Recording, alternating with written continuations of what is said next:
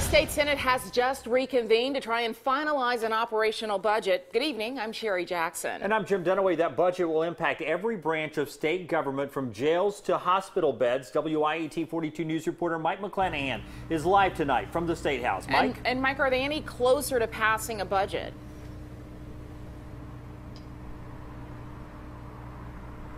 Sherry, they hope so, but they're still working on it. I just bumped into the House General Fund Chairman in the hallway literally a couple of minutes ago. I'll get to that in a second.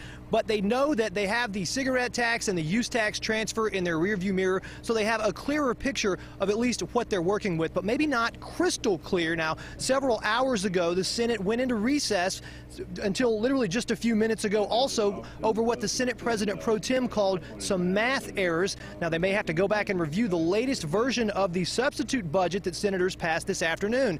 It did have more funding for the National Guard and kept level funding for several agencies, but 5.5% cuts for the majority of state departments. The budget is based on the $60+ million lawmakers expect to bring in from the tobacco tax and the $80 million that they took from the Education Trust Fund. Now, some call that a compromise, others call it an outrage.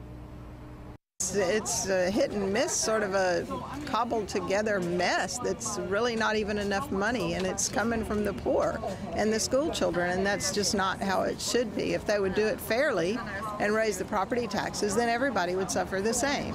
Well, I mean, the issue on money being taken from education, I don't see that. I mean, I've talked with principals, I've talked with educators. I think we even heard from the State Board of Education and even from Dr. Bice, who made comments about, hey, this is an appropriate work together program. We wanted to be in participation, and we basically have done that. And I hope I can call you.